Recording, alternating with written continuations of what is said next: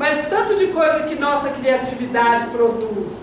Quando isso for em dobro, eu vou ser capaz de condensar as minhas células, desmaterializar esse corpo, me transportar para imaterializá-lo novamente. Tranquilo. Não é verdade? Vocês achavam que em 1800 era possível fazer uma comunicação por um aparelho desse tamanho? Não. Fiz em 1300.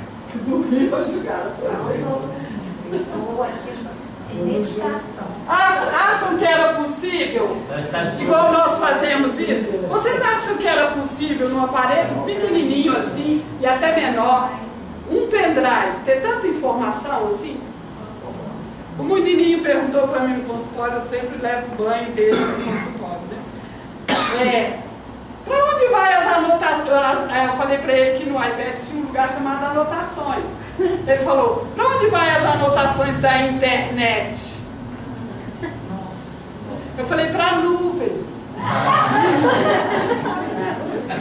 Está escrito lá, eu só li. Que nuvem é essa? É essa que depois chove? Não complica não, só sei até aí. Só sei porque eu li, não entendo essa função. Mas ela existe. Você falou para ele assim, não vem. Não vem. Não vem. Gente, hoje eu escutei uma também. Eu consultório até dessas coisas. Que eu achei tão legal. Nossa, a senhora contou para mim. Não, como um português no Rio de Janeiro falou para mim. Ela mora lá no prédio de 22 andares. Eu falou, nossa, o povo aqui não é fácil não, viu? Ela falou, minha senhora, é por isso que chama, o prédio chama, é difícil.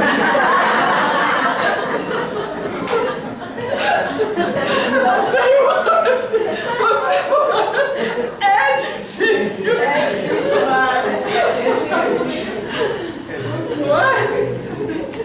Acordar?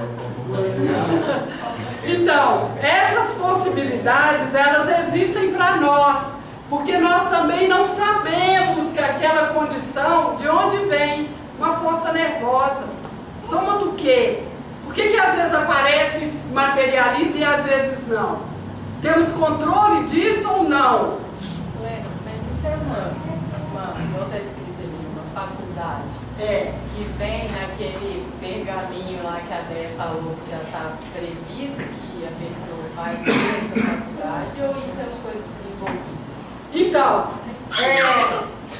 ser médium com necessidade de atividade mediúnica é débito direto com a lei divina e possibilidade de redenção. Compreendem? Ela falou, essa faculdade aqui, então, ó, vamos ler. Chama-se médio de efeito físico, aquele que tem a faculdade que permite ceder ectoplasma em quantidade suficiente para possibilitar os espíritos o seu uso em condições, em combinação com outros fluidos, os do espírito e do ambiente, visando produzir ações e resultados sobre o mundo material. Então, o médium tem uma faculdade específica, que é um somatório de suas necessidades kármicas. Então, mediunidade é uma atividade kármica? Sim, senhor e senhora.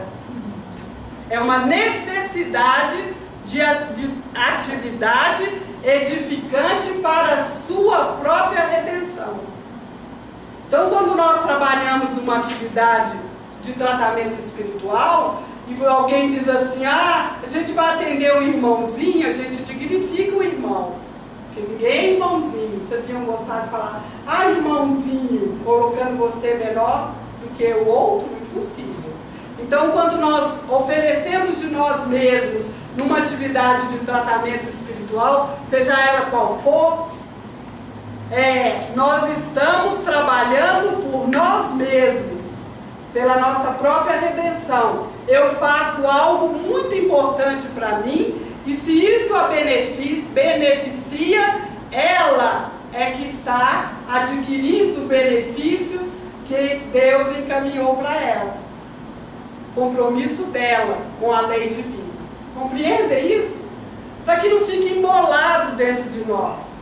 Sentiu ou veio ao mundo com essa faculdade, vai trabalhar de forma consciente ou não. Conheço muito médium de efeito físico que trabalha numa empresa financeira.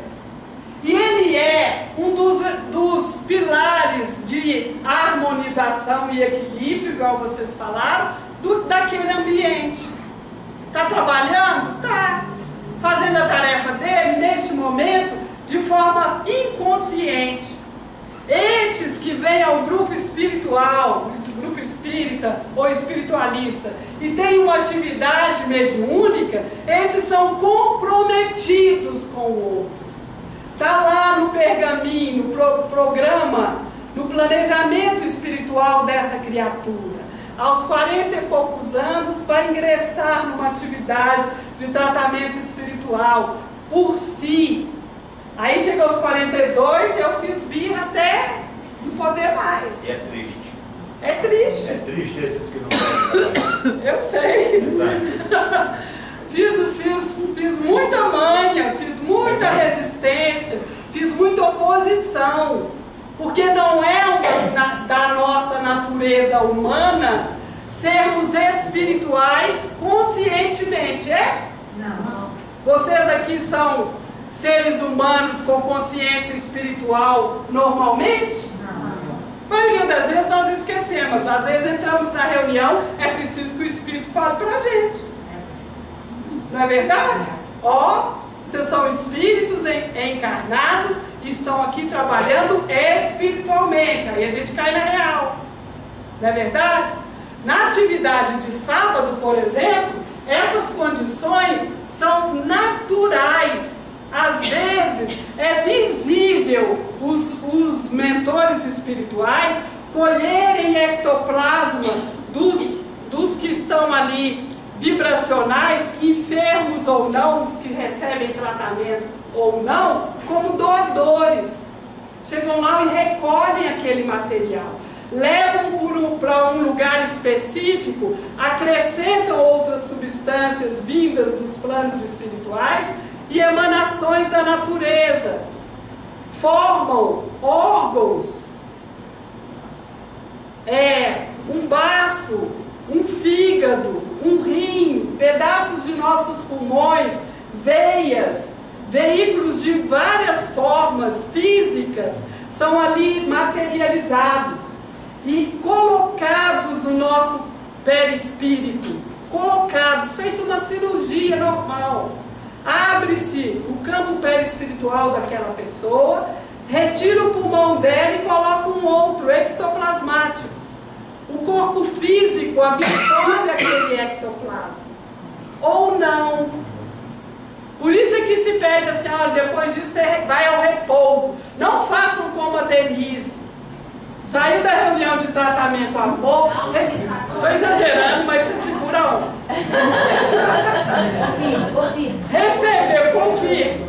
Recebeu o ectoplasma por toda a cervical, anda toda empenada. É uma questão de idade, gente. O corpo vai dizendo assim para você: quero ter.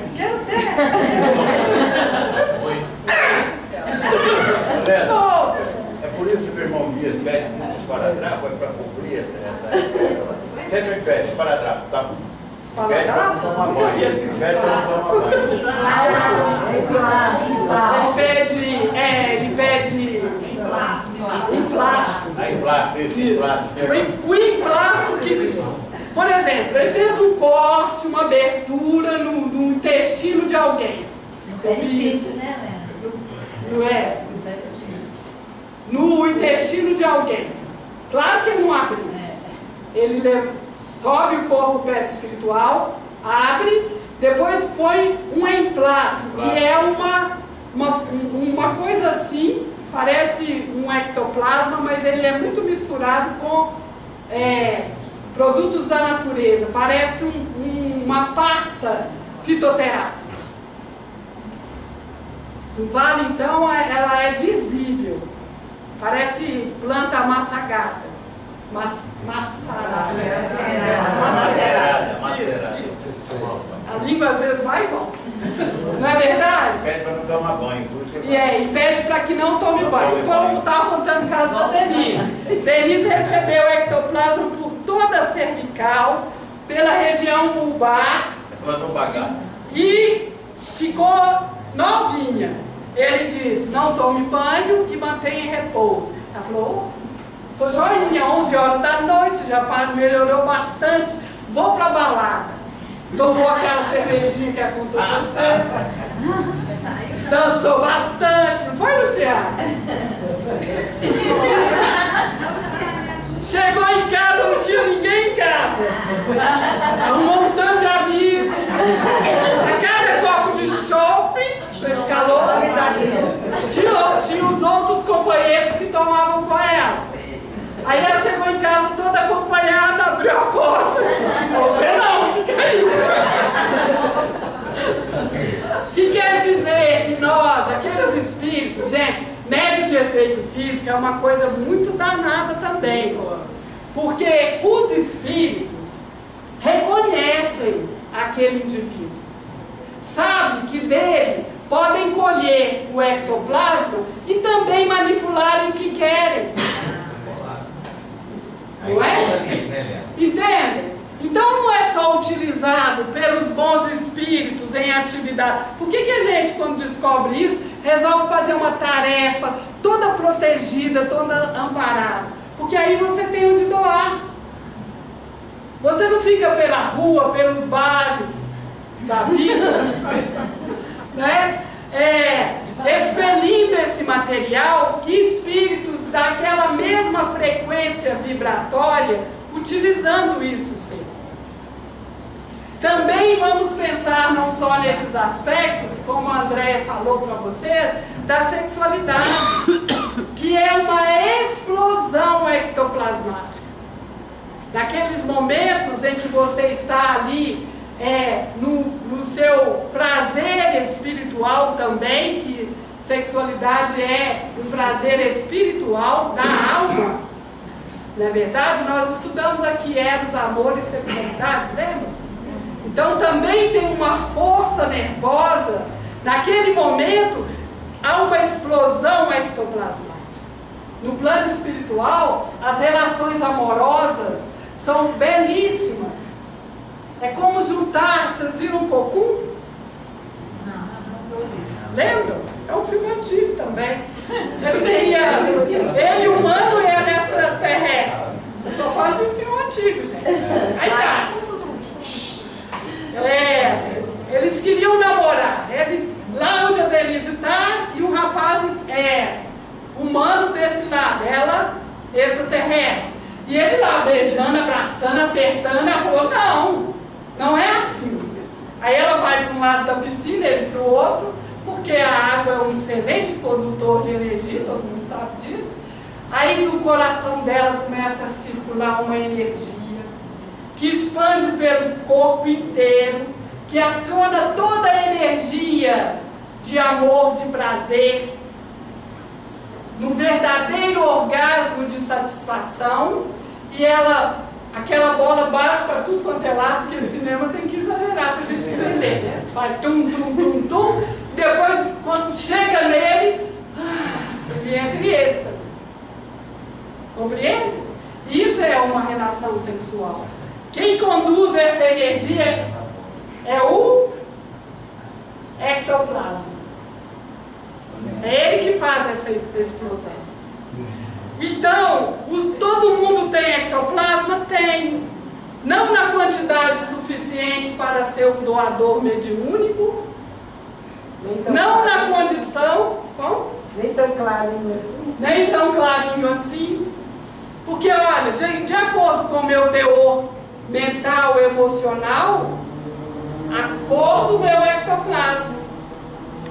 Se eu estou lá na balada com a Denise e venho para a reunião sábado, primeiro que a espiritualidade não permite que eu adentre a reunião.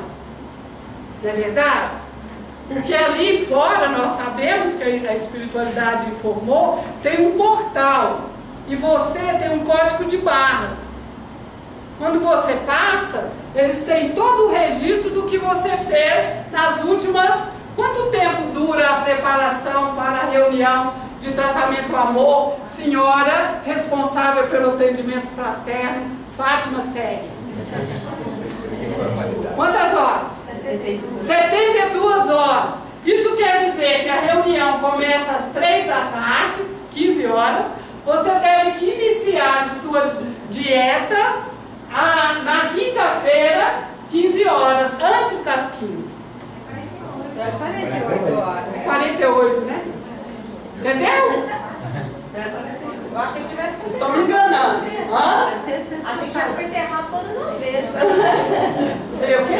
Achei que tivesse feito errado todas as vezes com essa Tá. conta. Então, 15 horas de quinta-feira é porque lá no Vitor a gente fazia 72, aqui é 42, né? Sim. 48. Não, é mesmo. Hã? Agora é 48 também? Então, vamos voltar aqui, olha. 48 horas antes da atividade iniciar. Então é antes das 3 horas. Não comer carne, não fazer uso de álcool, não fumar, manter um teor de pensamento saudável, não entrar em atrito, não ir para balada. Disso tudo. Claro que cada um de nós sabe o que é que está no nosso pensamento. Não é verdade? Então, chega aqui e sabe tudo que você trouxe. Ninguém me perguntou isso. Sabe mesmo, Lena? Sabe. E de vez em quando conta para nós, médios, como contou sábado passado. O que acontece? Eu contei isso para a Magda. A espiritualidade nos mostra, através de cores, quem está em condição de ser doador, até para fazer uma prece, e quem não está. Quem vai para o saco, como eu costumo dizer, e a Vanessa até falou isso, a gente fala que vai para o saco. Por quê? Eles colocam um sujeito fisicamente dentro de uma cápsula, para ele não contaminar o restante daquela reunião. Imagine, lembra que eu falei que tem ondas, vibrações de todo mundo aqui, saudável, entra eu até meio bebum, cheio de carne, ainda em putrefação nos meus intestinos, emanando as situações daquilo que vivi e assento no meio de todo mundo. Aquilo fica evidente, de cor, não vou falar a cor, qual cor, gente, vocês acham que é? Da cor do filme. Branquinha. Não é, filho? Tô vendendo branco. A gente não pode chamar de preto, não pode? Pode chamar de preto, mas não, porque senão por isso eu levo, né? Mas a gente pode chamar de neguinho. Você chamar de neguinho. Oi? Você chamar de neguinho. Médio pequeno. Mas tá na intenção, não na palavra, né? Você pode chamar do que você quiser, se for uma coisa. Posso chamar de neguinho? Então, gente, essas emanações, elas atuam de acordo com a minha condição vibracional. Pode ser daquela corzinha aqui, ó, branquinho, nevinho, ou cinza. A maioria das vezes ela é meio acinzentada. Poucos de nós têm condição de manter um ectoplasma saudável, um nível muito elevado de atuação. Mas doamos do que temos, mas somos responsáveis por uma doação contaminada. Somos isolados quando chegamos assim. Então, todos os atendentes precisam lembrar sempre aos que vêm receber o tratamento. Saiu da dieta, não venha. Receba em casa o que é possível para você. Tenha cooperação com a espiritualidade. Não seja pesado. O ectoplasma que ia utilizar no tratamento dela é desviado para encapsular ele. E ficamos sem atividade completa, sem possibilidade de criarmos um ambiente favorável à nossa cura. Porque vocês leram ali na frente, o ectoplasma ele atua na cura, flui para fora do corpo pelos orifícios naturais, a gente viu isso. O efeito físico é o resultado da combinação de fluidos do espírito com o ectoplasma do médium e os fluidos do ambiente, já vimos isso também. Com esses 3 elementos, o espírito gera o fenômeno e anima e controla pelo pensamento. O André Luiz diz que é possível controlar o ectoplasma e os fluidos da natureza e os emanados por nós para fazer uma garganta ectoplasmática. Uma garganta por onde as pessoas iam ouvir palavras, sons articulados, feita de ectoplasma. Isso foi realizado nesse período de manifestações, materializações. Lena, deixa eu fazer uma pergunta. Você falou que os espíritos podem colher o nosso ectoplasma sem ele, né? Se você produz esse ectoplasma, de repente você está num lugar e tem espíritos que estão usando esse ectoplasma seu. Isso seria uma energia, isso pode, por exemplo, se estão sugando esse ectoplasma sem a minha permissão, sem a minha consciência, eu posso até ficar doente por isso ou não? Pode. Entenderam a pergunta?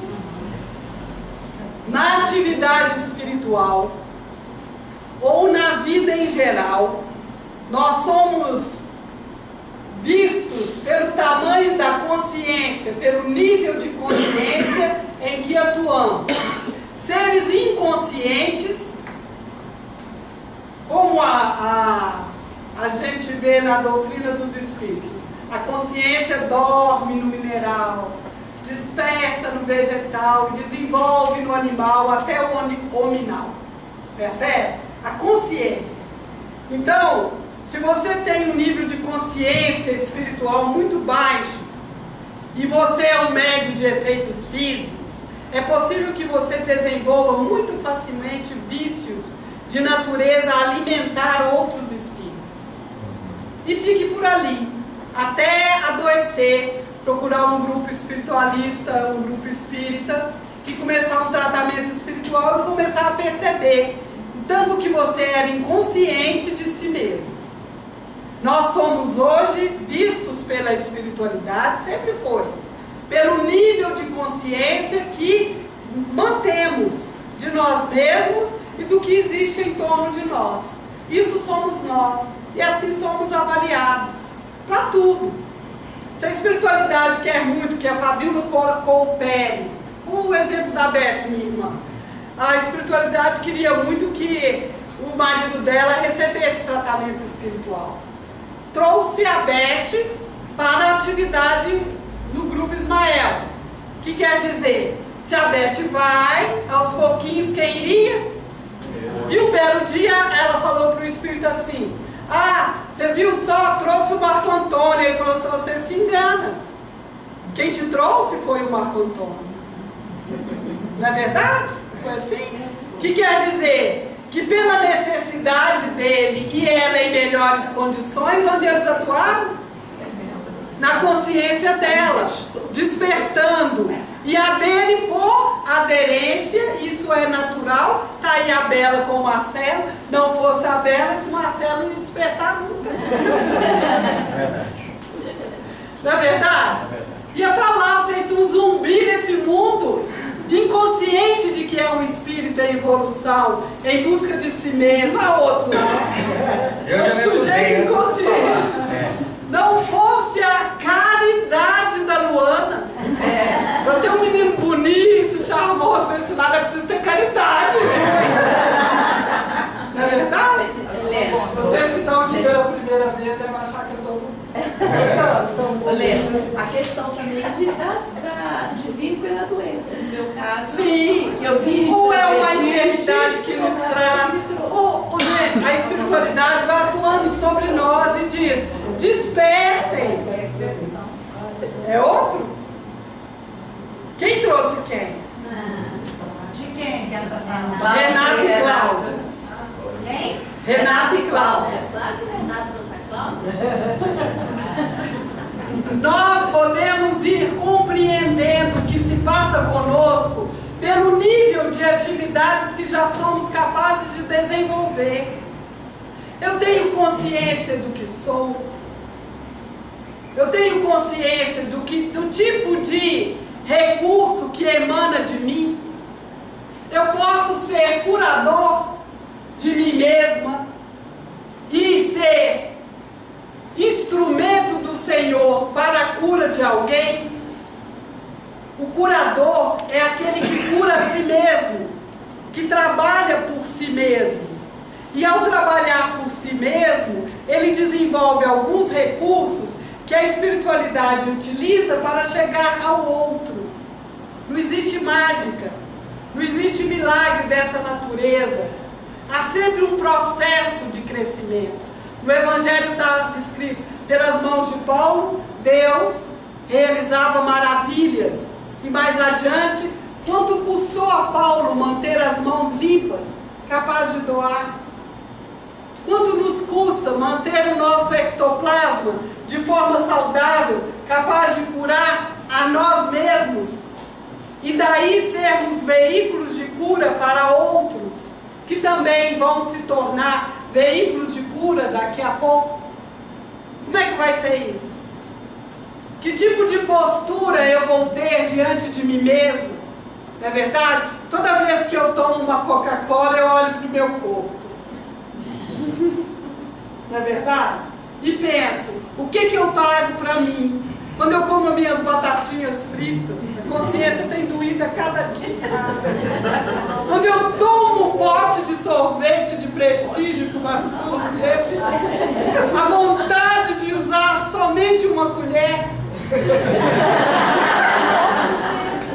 um pote inteiro, um impulso natural humano. Sem alimento eu não vivo. Mas é necessário um alimento também espiritual. Como é que eu vou fazer isso com o meu corpo perispiritual para ser um doador de energia?